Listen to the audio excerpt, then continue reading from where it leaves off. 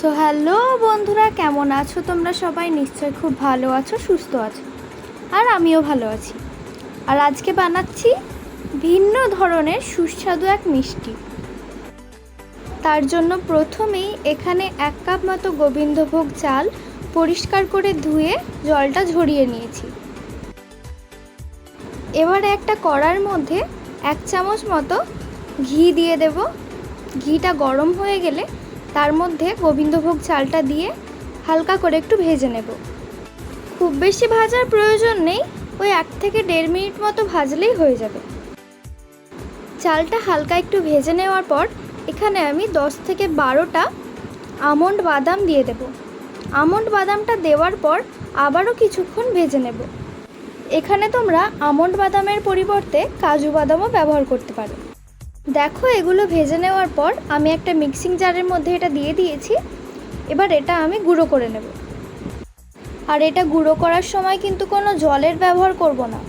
দেখো, চালটা কিন্তু একেবারেই মসৃণভাবে গুঁড়ো হয়ে যায়নি, অল্প অল্প দানা দানা ভাব আছে। ঠিক এরমভাবে বানিয়ে নিতে হবে। এবারে গ্যাসের উপর আরও একটা কড়া বসিয়ে দিয়ে কড়ার মধ্যে 1 কাপ মতো চিনি ও অল্প একটু জল দিয়ে এটা ক্যারামেল বানিয়ে নেব।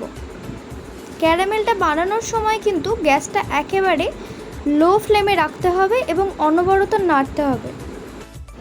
3 থেকে 4 মিনিট পর আমার ক্যারামেলটা বানানো হয়ে গেছে। ক্যারামেলে কিন্তু একেবারে গাঢ় কালচে রঙটা আনা যাবে না, তাহলে চিনিটা তেতো হয়ে যাবে। এবারে এটার মধ্যে 500 গ্রাম মতো দুধ দিয়ে দিচ্ছি। দুধটা আমি আগে থেকেই ঘন করে জাল দিয়ে রেখেছিলাম। দুধটা দেওয়ার পর ক্যারামেলটা একটু জমে যেতে পারে, এটা কোনো রকম সমস্যা না। কিছু সময় পর এটা দুধের সাথে নিজে থেকে মিশে যাবে। এবারে এখানে 10 টাকা দামের প্যাকেটের যে আমল দুধটা পাওয়া যায়, ওই 1 প্যাকেট আমল দুধ দিয়ে দিচ্ছি আর 1 চামচ মতো ঘি দিয়ে দিচ্ছি। আর এর সাথে দেব 1 চিমটে মতো এলাচ গুঁড়ো। এগুলো দেওয়ার পর সব কিছু একসাথে একটু মিশিয়ে নেব আর প্রায় 1 মিনিট মতো একটু ফুটিয়ে নেব দুধটা। তারপরই এখানে আমি যে চালের গুঁড়োটা করে রেখেছিলাম অল্প অল্প করে দিয়ে এটা দুধের সাথে মিশিয়ে নেব।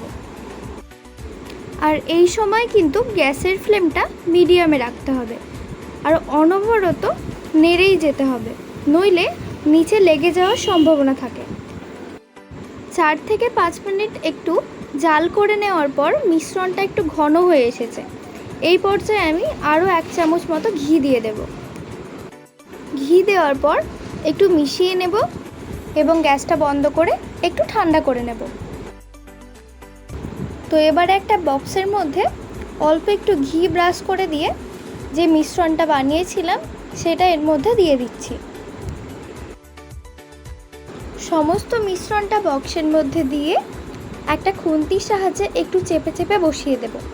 তারপর একটা চামচ নিয়ে ওপর দিকটা একটু মসৃণ করে দেব এবং চারিদিকটা সমান করে নেব। তারপর রেস্টে রেখে দেব প্রায় 10 মিনিট মতো। তোমরা চাইলে নর্মাল ফ্রিজেও রেখে দিতে পারো, না রাখলেও কোনো সমস্যা নেই। ফিরে এলাম মিনিট 10 পরে। এখন দেখো মিষ্টিটা কতটা সফট হয়েছে এবং হাতেও আর চ্যাটচেটে হয়ে লেগে যাচ্ছে না। এখন একটা প্লেট নিয়ে বক্সটা প্লেটের ওপর উল্টে দেব। তারপর একটা ছুরির সাহায্যে মিষ্টিগুলো পিস পিস করে কেটে নেব। তোমরা চাইলে নিজেদের ইচ্ছে মতো শেপ দিতে পারো। আমি এখানে ছুরির সাহায্যে 4 কোণা করে মিষ্টিগুলো কেটে নিয়েছি। তো তৈরি হয়ে গেল কম সময়ে সুস্বাদু এই মিষ্টি। বাড়িতে হঠাৎ করে কোনো অতিথি এলে বাড়িতে যদি মিষ্টি না থাকে, তো এই সহজ পদ্ধতিতে সুস্বাদু এই মিষ্টিটি বানানো তো যেতেই পারে, তাই নয় কি? তো কেমন লাগলো রেসিপিটি অবশ্যই কমেন্টে জানিও। লাইক, শেয়ার, সাবস্ক্রাইব করতে ভুলো না। পাশে থাকা বেল আইকনটা প্রেস করে দিও, যাতে আমার রান্না সব থেকে আগে তোমার কাছে পৌঁছায়। আর হ্যাঁ শোনো, অতিথিকে দেওয়ার আগে কিন্তু ওপর থেকে একটু কাজু বাদাম গুঁড়ো নয়তো পেস্তা গুঁড়ো ছড়িয়ে দিও, তাহলে দেখতে কিন্তু দারুণ লাগবে। তো আজ আসি, ততক্ষণের জন্য টাটা।